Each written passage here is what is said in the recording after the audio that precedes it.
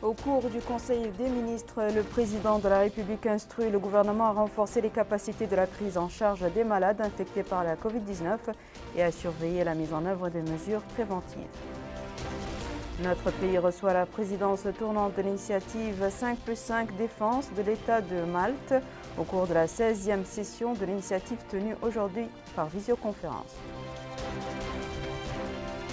4 jours après la rentrée en vigueur du couvre-feu, la chaîne Al-Mauritania prend le pouls de la situation dans plusieurs wilayas du pays.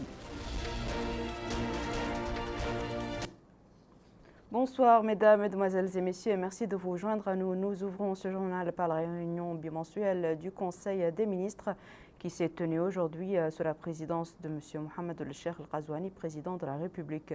Au cours de cette réunion plutôt, le Conseil a adopté plusieurs projets de décrets portant approbation et déclaration d'utilité publique, les plans de lotissement de certaines villes et localités à l'intérieur du pays. Abdelrahman Hamad.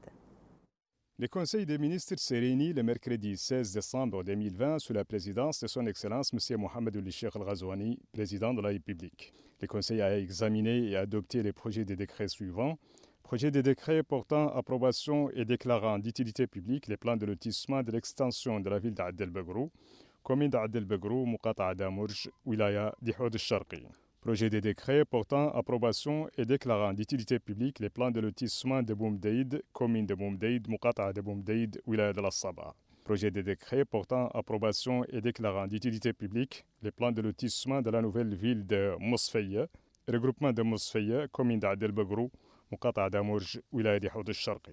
Projet de décret portant nomination du président et des membres du conseil d'administration de l'établissement des travaux d'entretien routier, ETAR. Le ministre des Affaires étrangères, de la coopération et des Mauritaniens de l'extérieur a présenté une communication relative à la situation internationale. Le ministre de l'Intérieur et de la décentralisation a présenté une communication relative à la situation intérieure.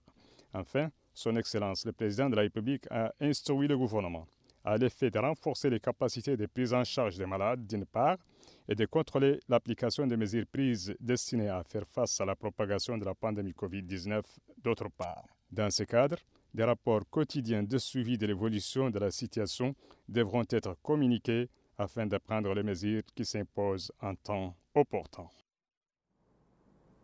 Nous portons à votre connaissance, chers téléspectateurs, que les résultats de ce Conseil des ministres ont été commentés lors d'un point de presse tenu cet après-midi par M. Sidul Salem, ministre de l'Enseignement supérieur, de la Recherche scientifique, des technologies, de l'information et de la communication, porte-parole du gouvernement, et ses homologues de la culture, de l'artisanat et des relations avec le Parlement, M. El Marabat El-Bouanahi, et de l'habitat, de l'urbanisme et de l'aménagement du territoire, Mme Khadija Mtcherbouk.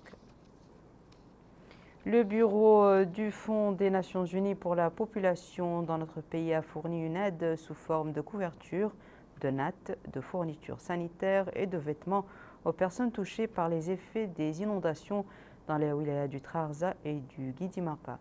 Compte rendu d'Aminata Khan. 5 000 kits, c'est l'assistance fournie par le Fonds des Nations Unies pour la population à notre pays en réponse à l'appel de l'équipe parlementaire pour l'action humanitaire et sociale visant à aider les habitants des wilayas du Trarza et du Guidimaka touchés par les inondations l'année dernière et en vue d'atténuer les effets de la pandémie de la Covid-19.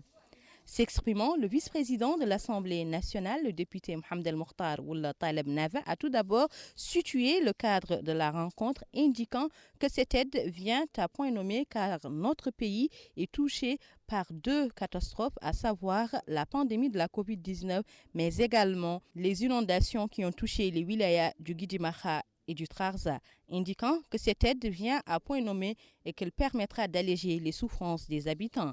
Lui succédant, la députée Messouda Bint Maham, présidente du groupe parlementaire pour l'action humanitaire et sociale, a remercié le Fonds des Nations Unies pour la population pour cette aide précieuse, indiquant que cette aide, qui comprend des lits, des couvertures, des nattes et des vêtements, en plus de quelques fournitures de protection, va aider en ces temps de pandémie à alléger les souffrances des populations, mais également à prévenir la propagation de la pandémie. Le représentant du Fonds des Nations Unies pour la population dans notre pays a confirmé que cette aide vient en complément aux efforts consentis par le gouvernement mauritanien pour venir en aide aux personnes touchées. Suite aux inondations, le gouvernement a apporté des appuis aux populations Et ce que nous faisons aujourd'hui vient compléter ce qui est déjà engagé par le gouvernement. Il s'agit essentiellement de 5300 kits qui sont constitués par des couvertures et des nattes, des kits de dignité, des unités d'équipement de protection individuelle pour le personnel qui va être affecté pour la distribution. Et ça va concerner essentiellement les localités de Rosso, Kermassen, Mederdra, et au niveau de Guidimaka, Oulienge, Selibabi, Oulnumboni. Et ce qu'il faut retenir surtout, c'est que ça concernera bien sûr les populations impactées par les inondations dans la zone, mais surtout les femmes, les filles et les personnes âgées. Les autres ne sont pas exclus, mais la priorité, c'est les femmes, les filles et les personnes âgées.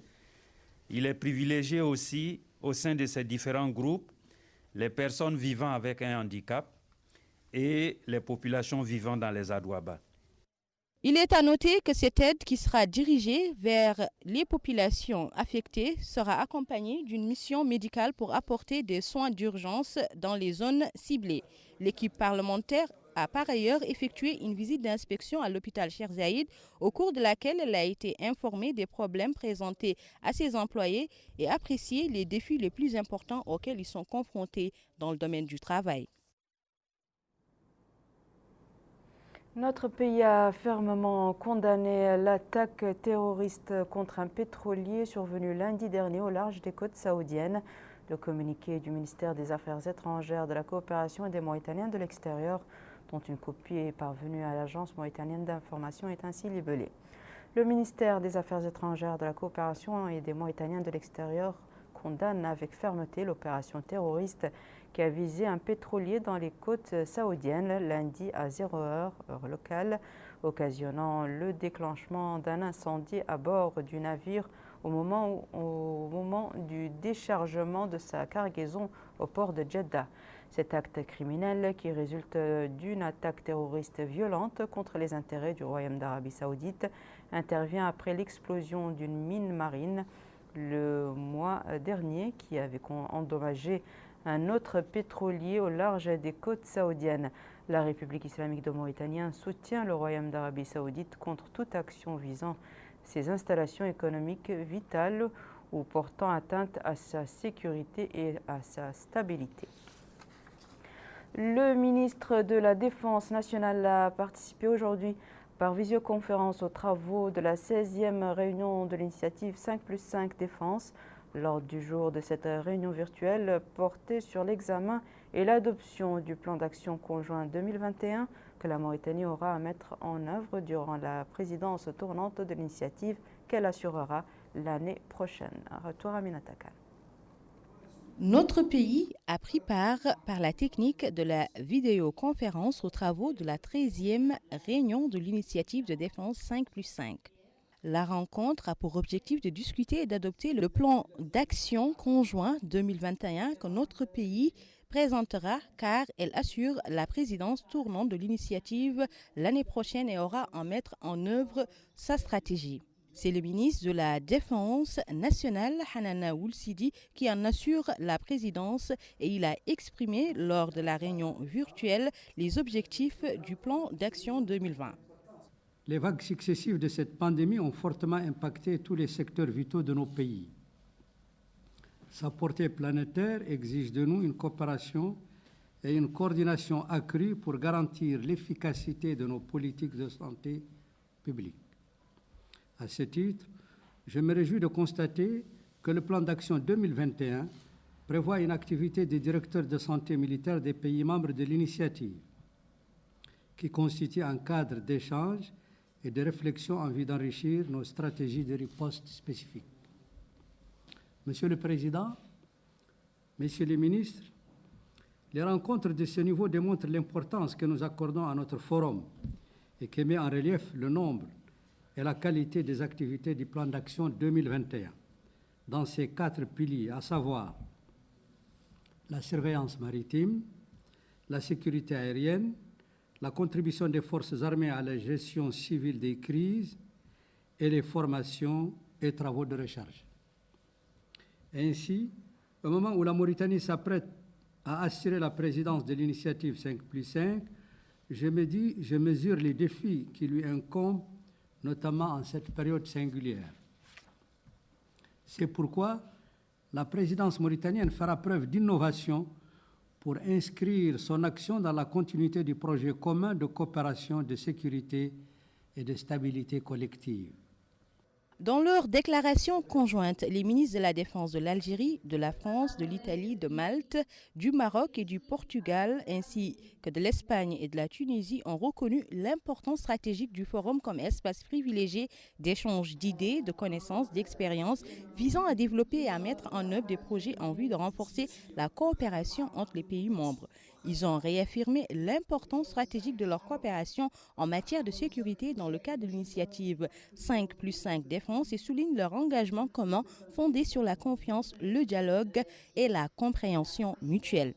Les ministres se sont en outre félicités du progrès continu dans les domaines de la surveillance maritime, de la sûreté aérienne, de la contribution aux efforts de gestion des catastrophes majeures ainsi que de la formation et de la recherche académique. Place maintenant au point de presse quotidien du ministère de la Santé relatif à la dernière situation de la pandémie du Covid-19. La situation épidémiologique durant les dernières 24 heures, nous avons enregistré 198 nouveaux cas Covid-19, dont 51 parmi les contacts et 147 cas communautaires et 0 cas importés. Les guérisons durant les dernières 24 heures sont de 33 nouvelles guérisons et malheureusement 8 nouveaux décès. Nas'alullah lahum ar-rahma wal-ghufran. Le cumul des cas positifs depuis le début de la pandémie est de 11 629, dont 8 437 parmi les contacts et 3 007 cas communautaires et 185 cas importés. Le cumul de guérison depuis le début de la pandémie est de 8 281. Et malheureusement, le cumul de décès est de 244. Nous avons aujourd'hui 3 104 cas actifs, dont 2 973 asymptomatiques, 79 avec des symptômes légers et 50 des cas critiques. Durant les dernières 24 heures, un nouveau cas a été enregistré à Amrish, 1 à Djigani, 1 à Timbadra, 3 à Lioun, 1 à Tantan, 1 à Konkosa, 6 à Kifa, 1 à Arkiz, 1 à Rosso, 1 à Atar, 2 à Nouadhibou, 1 à Seribabi, 2 à Benishab, 17 à Oksar, 1 à Sabkha, 87 nouveaux cas à Tafraqzena, 14 à Dar Naïm, 30 à Tayart, 13 à Toujounine, 10 à Aravat, 3 à Mina et 1 nouveau cas dans la Muqata'a de Riyad. 1737 nouveaux tests ont été réalisés durant les dernières 24 heures, dont 104 tests de suivi et 1633 tests de diagnostic, distribués sur 975 tests rapides TDR et 658 PCR. 139 nouveaux tests ont été réalisés à Houd Sharqi durant les dernières 24 heures, 76 à Houd Gharbi, 127 à l'Asaba, 20 au Gorgol, 68 au Brakna, 60 au Trarza, 18 à l'Adrar, 54 à Dakhlet Nouadhibou, 18 au Tagan, 62 à Guidimaka, 20 à Tirzamour, 107 nouveaux tests ont été réalisés à Inchiri, 704 à Nouakchott Ouest, 159 à Nouakchott Nord et 103 à Nouakchott Sud. Le cumul de tests réalisés depuis le début de la pandémie est de 126 035, dont 18 302 tests de suivi et 107 733 tests de diagnostic, distribués sur 88 714 tests rapides TDR et 19 019 PCR. Le ministère de la Santé a reçu aujourd'hui à Nouakchott une aide médicale fournie par le Lions Club de Mauritanie. Cette aide vient en soutien aux efforts du département de la Santé pour faire face à la deuxième vague du coronavirus. Bokar Bailaba. Les Lions Club de Mauritanie mettent la main à la pâte dans la lutte contre la pandémie de Covid-19. Ainsi, c'est un important lot de matériel de désinfection et autres moyens de protection contre la pandémie qui sont remis au ministère de la Santé. La cérémonie de remise du don a été supervisée par le chargé de mission au Premier ministère, Najioul Khatri. À cette occasion, il a remercié les Lions Club de Mauritanie pour ce précieux don qui s'inscrit dans le cadre des efforts visant à enrayer la propagation de la pandémie, notamment la deuxième vague de Covid-19, indiquant l'importance de cette aide dans la mise en œuvre des mesures de prévention. Il a appelé les citoyens à respecter les recommandations émises par le comité interministériel chargé de suivre l'évolution de la pandémie. Pour les Lions Club de Mauritanie, ce don vient en soutien du gouvernement dans ses efforts pour endiguer la propagation du coronavirus. Donc on est réunis aujourd'hui ici pour une cérémonie de remise de notre contribution aux efforts du gouvernement dans la lutte contre la pandémie Covid-19. Donc suite à l'appel de son Excellence le Président de la République, nous sommes venus aujourd'hui pour effectivement donner notre contribution à la lutte contre cette pandémie. Au moment où nous vivons une deuxième vague, donc je remercie le ministère de la Santé qui est notre partenaire, surtout au moment où nous vivons cette deuxième vague qui est encore plus dangereuse que la première. Donc on rappelle aussi les gestes barrières, la sensibilisation. Nous intervenons aussi dans le domaine de la sensibilisation. En cette période de deuxième vague de coronavirus, les pouvoirs publics et les partenaires redoublent d'efforts afin d'endiguer la progression de la pandémie. Le ministère de la Santé a réceptionné aujourd'hui par le biais de la Direction des Ressources un lot de matériel médical offert par la République populaire de Chine. Lors de la réception de ce don composé de 10 respirateurs artificiels, le chargé de mission à la primature, M. Najul Khatri, a remercié au nom du gouvernement et du peuple mauritanien le gouvernement chinois pour ce généreux soutien qui traduit la profondeur des relations entre les deux pays. Il a expliqué que ces appareils permettront de renforcer les capacités des équipes de santé mauritaniennes dans le cadre de la lutte contre la deuxième vague du Covid-19, réitérant la nécessité de respecter les mesures de précaution contre la propagation de la pandémie. De son côté, le chargé d'affaires de l'ambassade de la République populaire de Chine dans notre pays a indiqué que la coopération mauritano-chinoise constitue l'un des plus importants exemples de coopération au niveau du monde. La cérémonie de réception s'est déroulée en présence du directeur Asie et Océanie au ministère des Affaires étrangères, de la coopération et des Mauritaniens de l'extérieur, d'un chargé de mission au ministère de la Santé et du directeur des infrastructures et de la maintenance au même département.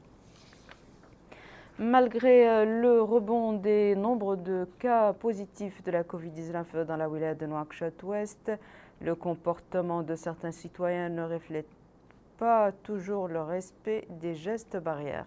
Retour à Pokar là-bas. Les marchés constituent des endroits de grande fréquentation populaire, donc propices à la prolifération du virus. Vendeurs, clients et autres acteurs de marché, tous sont susceptibles de contracter le virus. D'où les mesures strictes décidées par les pouvoirs publics pour endiguer la propagation du Covid-19. Pour cela, tout individu est obligé de respecter les gestes barrières. Ainsi, cet homme affirme que les citoyens doivent prendre conscience de la gravité de la pandémie. C'est aussi le sentiment pour cette femme qui s'insurge contre l'indifférence de certains citoyens face aux mesures de prévention décidées par l'État. Ces deux hommes s'étonnent aussi du fait qu'avec le nombre important de fréquentation des marchés, certains citoyens ne daignent porter un masque pour se protéger contre le virus. Endroit d'attraction populaire par excellence, les marchés sont sous la surveillance accrue des pouvoirs publics. D'ailleurs, la mise en œuvre des barrières à l'entrée des marchés s'inscrit dans le cadre des efforts pour juguler la propagation de la pandémie. Avec les mouvements quasi continus des vendeurs, clients et autres usagers, les citoyens affirment qu'il va falloir redoubler d'efforts afin de juguler la progression du virus, surtout dans les marchés connus pour être des endroits de forte fréquentation populaire. Pour cela, tout individu doit porter le masque et comprendre la gravité de la pandémie. En somme, cette deuxième vague de coronavirus continue de sévir, d'où l'importance de la prise de conscience de la gravité de la maladie pour ne pas compromettre les efforts déployés par les pouvoirs publics dans la lutte contre le coronavirus. Et avec Mohamed Khattat, nous allons nous rendre successivement à Kobani, Nema et Kifa pour faire la lumière sur les campagnes de sensibilisation sur les dangers de la pandémie du coronavirus que mènent les autorités régionales soutenues par la société civile et les associations de volontariat. Dans le cadre de la lutte contre le coronavirus, entré dans sa seconde vague, mais aussi dans le souci de faire respecter les mesures préventives, les autorités administratives locales ont entrepris au niveau de la ville de Kobani une série de dispositions visant à conscientiser les citoyens en vue de freiner la propagation du virus. Selon le Hakem de Kobani, Ahmedou Mohamedine Gagui, dès le premier jour, les groupes de jeunes se sont mobilisés pour faire des rondes dans les marchés, sensibilisant les populations, et cela parallèlement aux actions menées sur le terrain par les autorités administratives et sécuritaires aux côtés des élus des organisations de la société civile qui ont entrepris des campagnes de sensibilisation intenses, mais aussi de désinfection de certains endroits du marché. Pour Tayyib Ould Brahim, activiste de la société civile, l'intensification de la campagne a touché la gare routière, le palais de justice, le marché d'Ubaï, où des points de lavage de mains ont été installés et les populations ont réagi positivement à cette campagne d'application des mesures préventives. La sensibilisation a également touché le passage frontalier et le marché de Gougui Zemal qui grouille de monde. Ici, une tente a été dressée pour servir de lieu d'hébergement des personnes suspectées de contamination au virus de la COVID-19.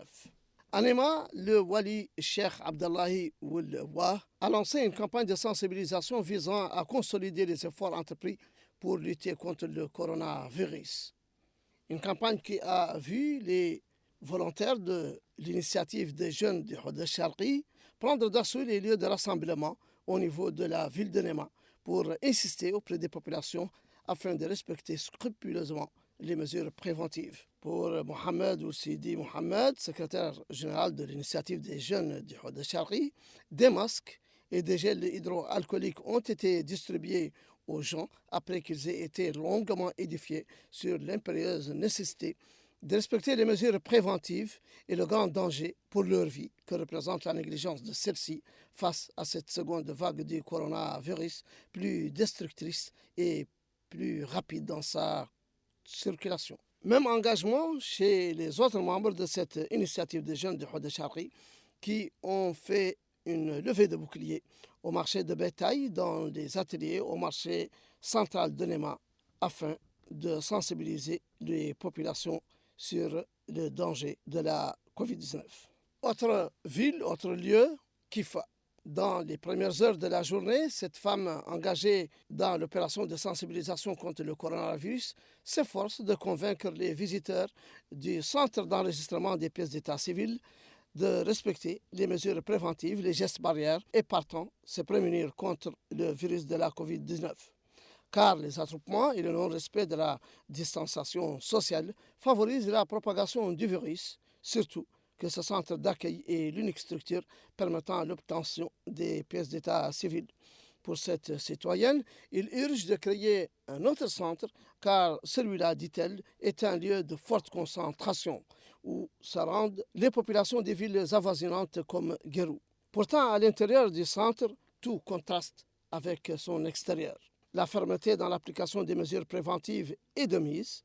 Selon le chef du centre Sidi Ould Amar, ils ne sont responsables que des gens qui entrent dans le centre. Et d'ajouter, les visiteurs sont obligés de porter des masques ou des turbans.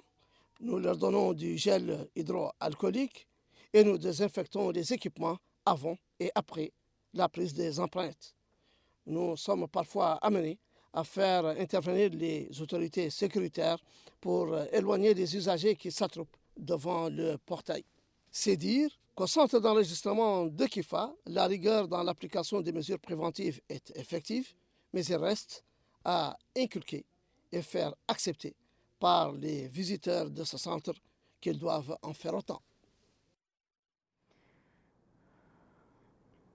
Direction la capitale économique Nouadhibou, le couvre-feu décrété par les pouvoirs publics dans le cadre de l'application des mesures préventives pour endiguer la pandémie a imposé aux travailleurs dans les secteurs vitaux de s'adapter à cette nouvelle donne.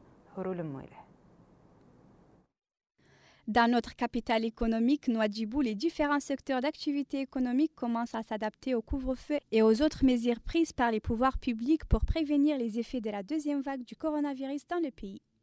C'est ainsi qu'au niveau des transports, une seule équipe de transporteurs interurbains fait la rotation quotidienne au lieu de 2. Les citoyens interrogés ont des avis différents sur cette décision. Pour ces citoyens, les décisions prises par le gouvernement sont bonnes car les transporteurs sont obligés de limiter le nombre de passagers. Pour cet autre citoyen, le bus transporte désormais 15 au lieu de 17 passagers qui portent des masques et qui respectent la distanciation physique.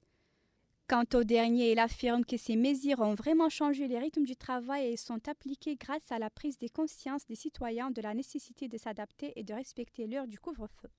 Ces mesures préventives ont imposé aux pêcheurs et aux usagers du port de la pêche traditionnelle et l'établissement de la baie de repos d'adopter de nouveaux comportements pour accompagner cette nouvelle situation.